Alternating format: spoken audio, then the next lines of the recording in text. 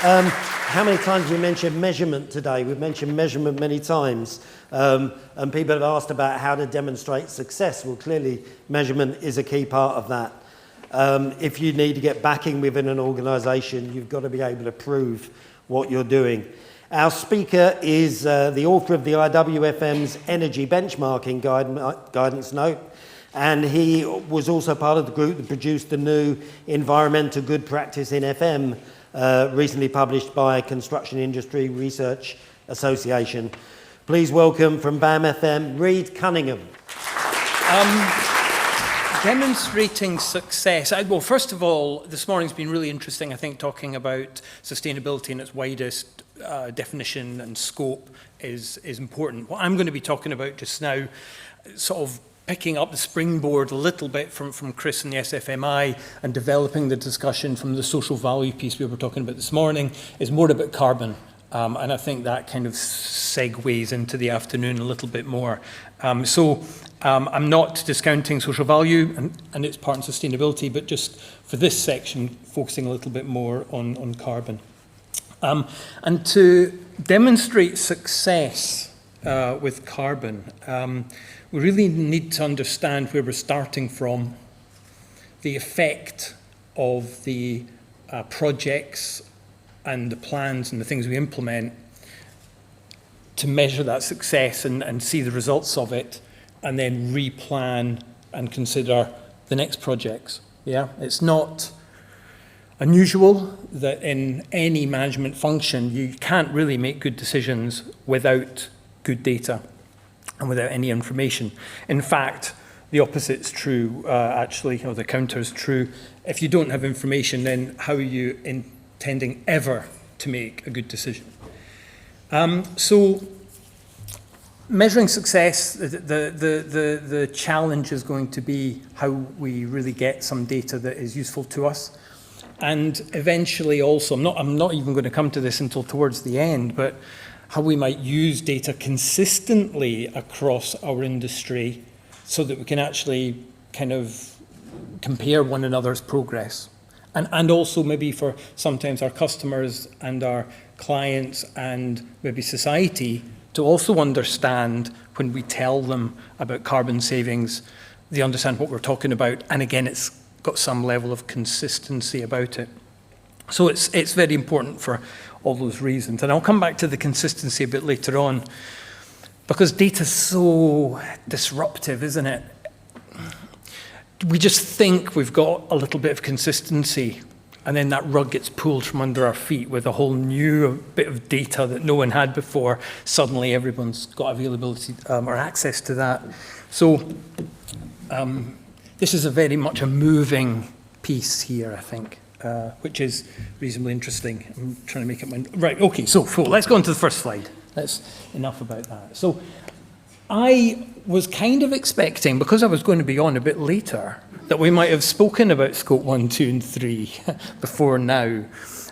But I am anticipating that everybody in the room, and I'll maybe ask for a wee show of hands or something, because that's going to get you involved. But I'm kind of guessing that everybody's got a pretty good idea. If not, we can do a quick, quick refresh. So hands up, scope 1, 2, and 3. This is from the Greenhouse Gas Protocol. It's a kind of standard illustration. Is it something everyone's familiar with? Are we familiar with? I will show you hands and a lot of nodding. That's great. That's great. Right? I'm not going to go into all this again because I think you get it. And it's a lovely, simple diagram. I think there's a couple of interesting points on it. First of all, everybody's talking about carbon. Yeah, right now. Carbon, carbon, carbon. It's all we hear about.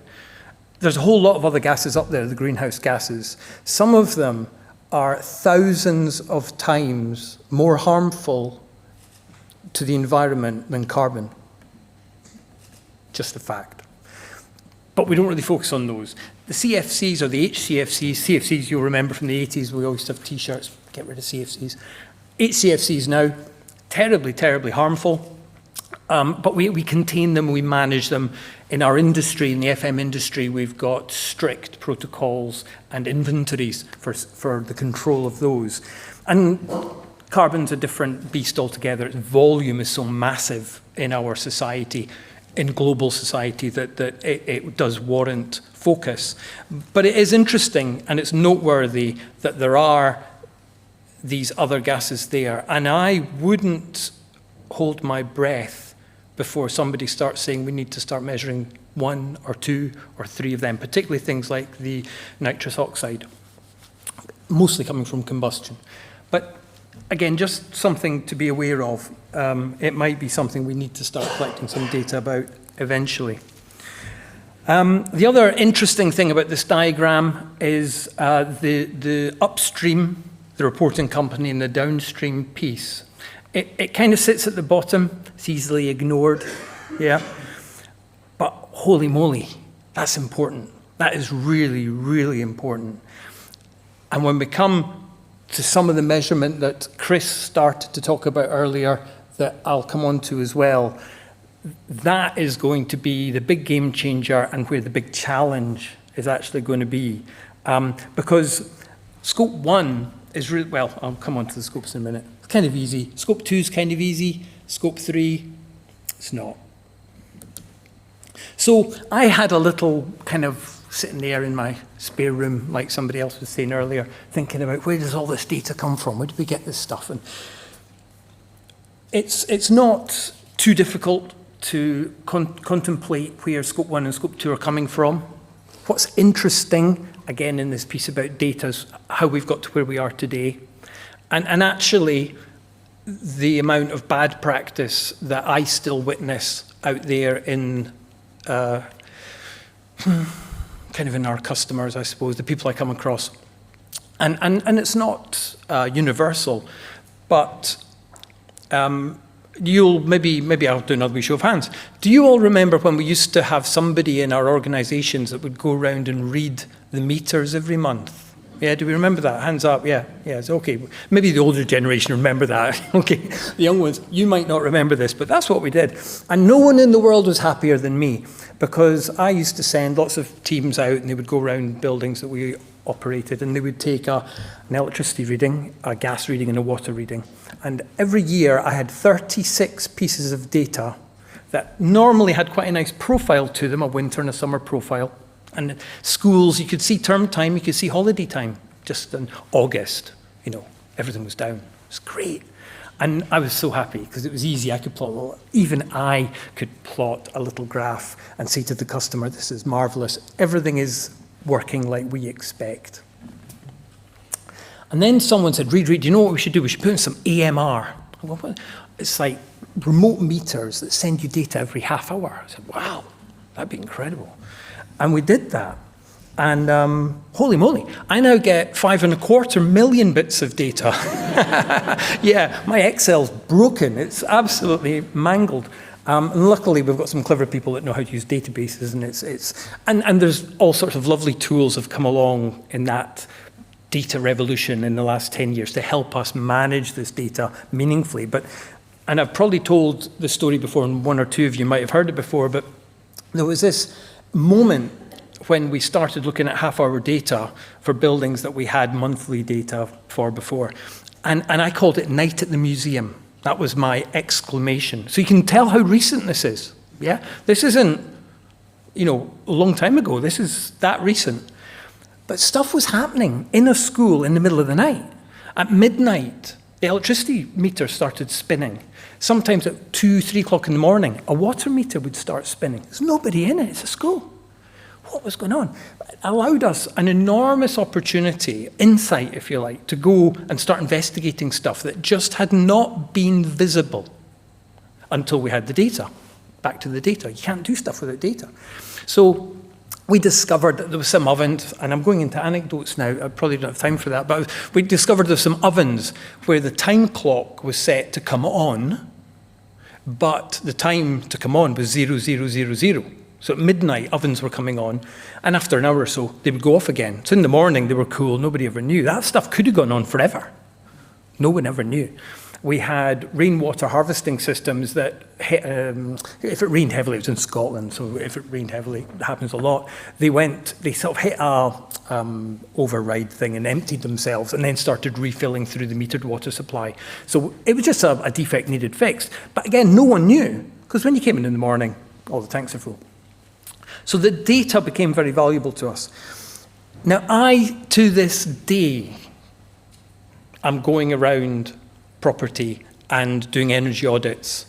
Got a team of people doing energy audits, and we ask, have you got any half-hour data?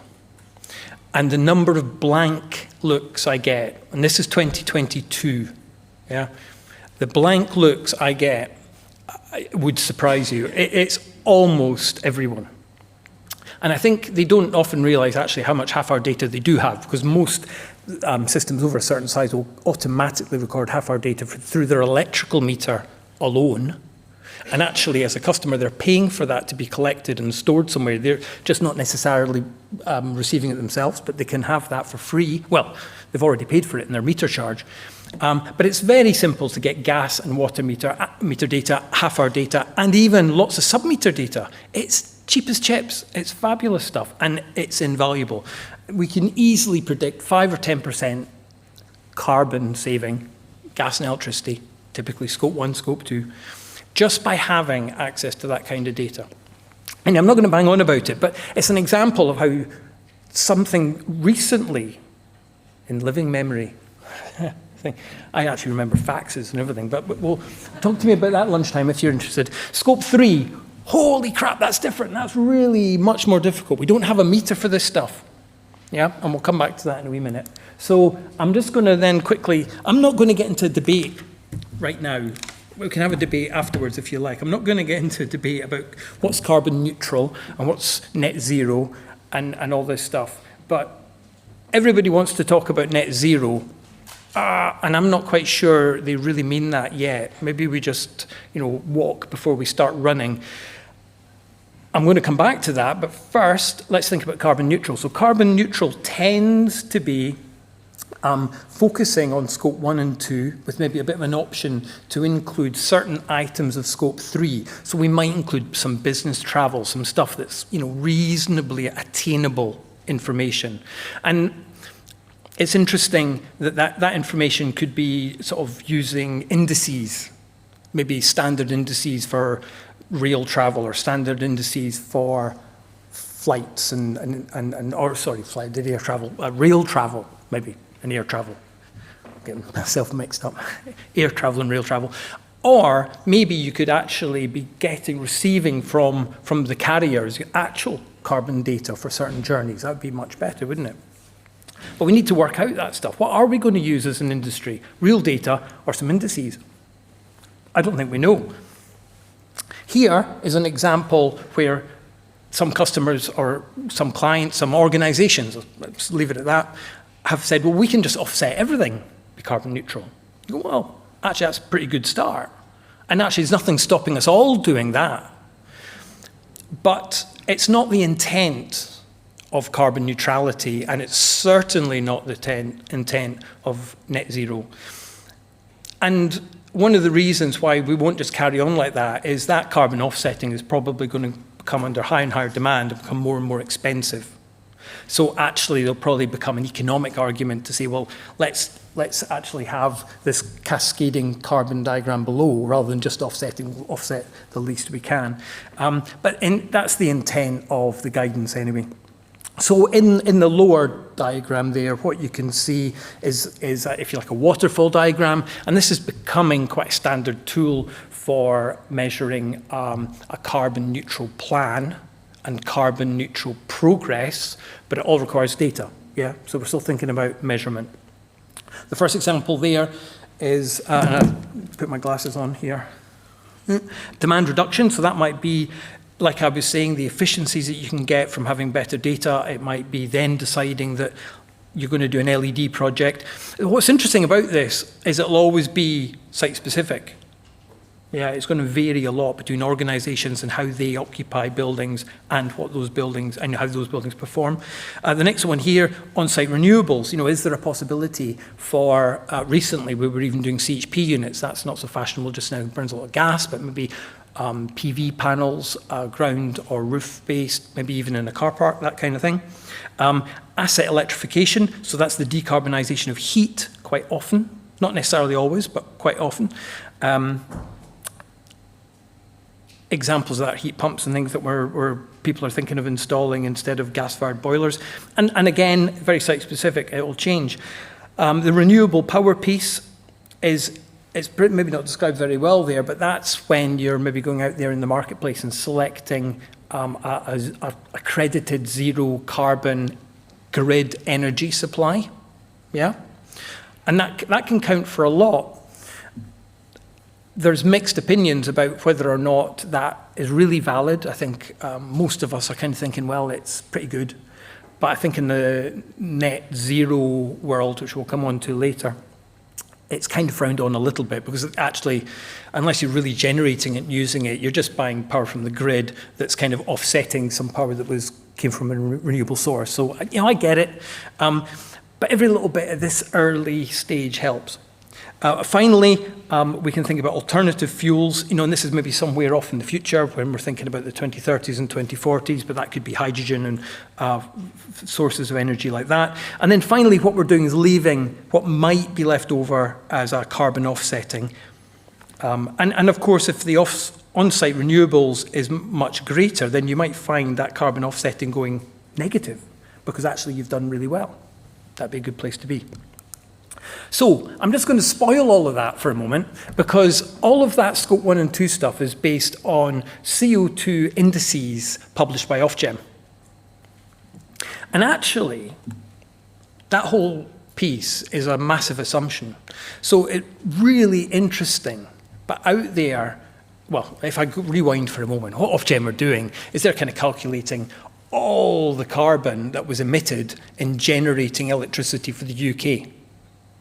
And I don't know what they do about anything we import from France or Norway. Do they count that too? They count that too, turns out. So that's good news. I was going to ask you that at lunchtime. So lots of carbon. What they do is they sort of gross up how many kilograms of carbon were emitted for all the kind of terawatt hours of energy that's been consumed by the UK. And eventually, well, effectively they get a unit of energy per CO2 emitted. And they say, just use that, FM industry. So then you get all your AMR data and you add up all your kilowatt hours of electricity you've used, your scope, that's your Scope 2 stuff. And you say, I'll add my indices to that, and then it tells me how much carbon I've emitted. Well, this carbon is becoming a really important thing now, yeah? So that indices, that's really important. Anyway, it turns out that actually there's better data, yeah? And this group here, National Grid and some others, some partners, have established an API that's available freely on the internet now, which is measuring kind of hour by hour the actual mix of CO2 in the energy supply. So this was yesterday about lunchtime, and I could pretend I did that yesterday just to make this really interesting and current, but it was because my slides were rubbish before and I had to redo them. So this is true as of yesterday, as the mix of power being, or where the power was sourced into the UK grid. What else is interesting about it, next, is that they can predict at different times of day, depending on the weather and the wind and the sun hours, the azimuth angle of the sun and all this stuff, they can predict the CO2 content of the grid at different times of day. Holy crap, that's amazing. And who knew? Now, if you could take your half-hour data and now say, but I was using most of my data here at midnight to 2 in the morning when the wind farms were all turning. Maybe your CO2 is actually much, much better than what Ofgem are telling you it is using the indices. Mark you, it probably means somebody else is doing much, much worse because of when they're consuming. But it's interesting stuff. And just to finish on this point, and you can tell I've got a slight Scottish lilt, yeah?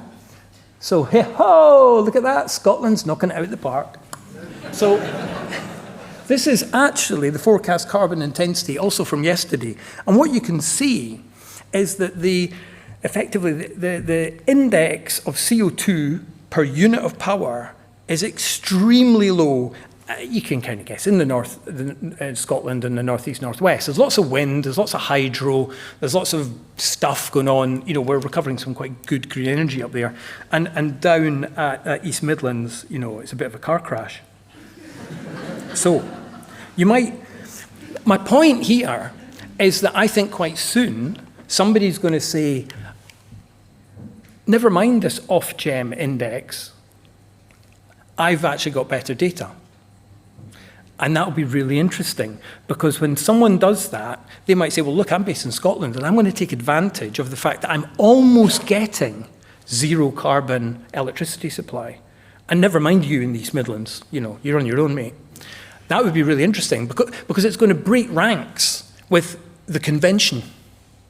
But the data's here now, and it could make a company look really good. It could save organisations who maybe grab hold of this a lot of investment that they don't actually have to make because it's not real. Yeah, it's really interesting. This is stuff that, you know, I was thinking about, and I thought I'd share. Yeah. So, scope 2, sorry, not scope 2, the second definition.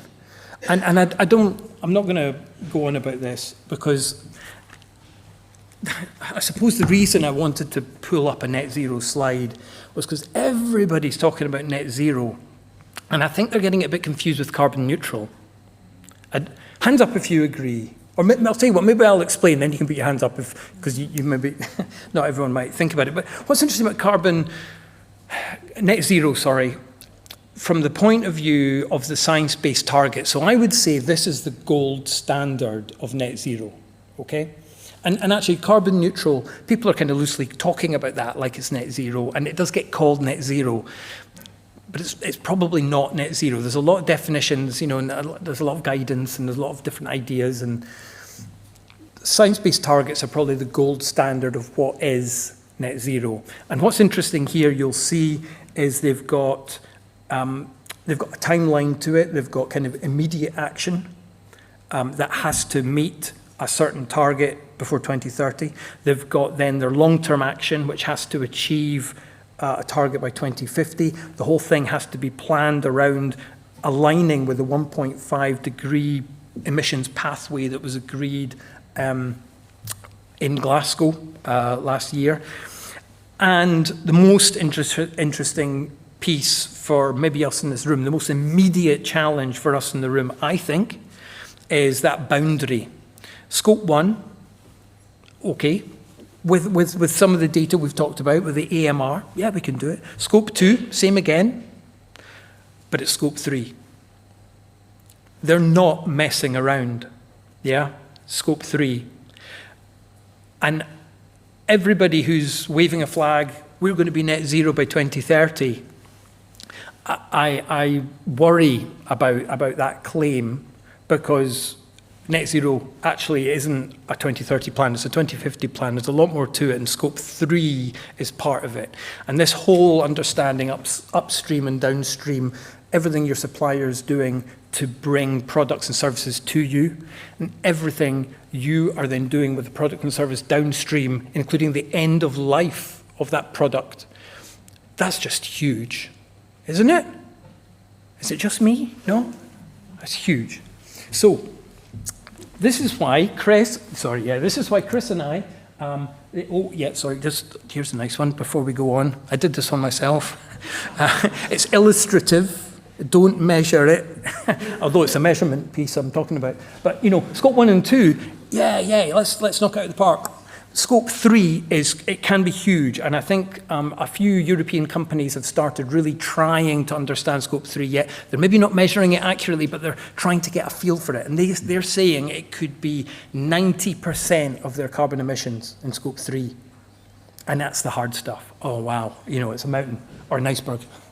Depends how you see it. So what we're working on, Chris started alluding to it, is we're trying to create some guidance using experience within BAM and our partners And I'll quickly go on. See, look, there's a really great list of partners. We've got SFMI as an author, and we've engaging with professional institutions, FM peer groups, and some customer organisations to try and push together some guidance that we can all use as a kind of single source of guidance. So we've got some consistency between our FM practices, our FM services, our FM companies and industry, to then compare, contrast, and share best practice. So the Scope 3 piece is a big tough nut to crack, but the good news is it's kind of started. And I'll probably leave you with that, and I can answer any questions. So there you go. Thank you very much.